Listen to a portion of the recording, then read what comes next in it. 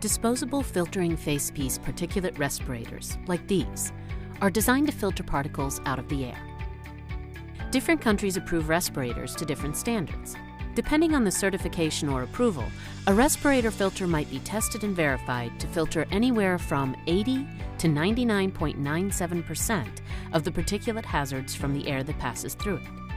Filtering facepieces are tight-fitting respirators, meaning that they are designed to seal to the face. It is important that the wearer achieves a good seal when they put on the respirator. When properly fitted and worn, very little air goes around the edges of the respirator when the user inhales. Instead, almost all of the air goes through the filter. When the air travels through the filter, particles are filtered, and the air entering the respirator is cleaner than the air outside the respirator. It's important to note that masks such as surgical and procedure masks are not designed to seal to the face. They often have gaps at the sides, which means that more inhaled air will travel through gaps instead of through the mask. This is important because small particles can remain airborne for long periods of time. This is true for particulate air pollution, or PM 2.5, factory dusts, and bioaerosols. Particles in the air may be inhaled through the nose and mouth. Someone wearing a mask will likely inhale more of the particles than someone wearing a well-fitted respirator, since air inhaled by a respirator wearer has gone through the filter.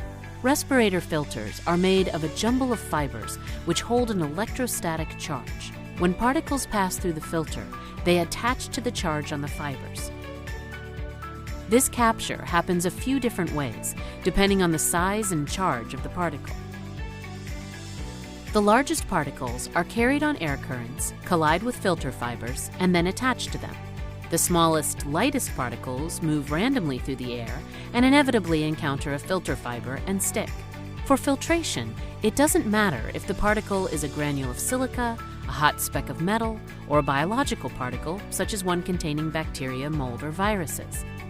The filtering technology works the same way regardless of the type of particle. Once particles are captured on a filter fiber, it is very difficult for them to be released back into the air. The electrostatic charges on the filter fibers hold the particles tightly to the fibers, even if the particles are biological. Studies have shown that particles are not released from respirator filters during normal use. Whenever a person may be exposed to potentially harmful particles, including biological particles, a filtering facepiece respirator can help reduce their exposure if used and fitted correctly. If you have any questions about correct use, contact your local 3M representatives. You can find contact information on your country's 3M website.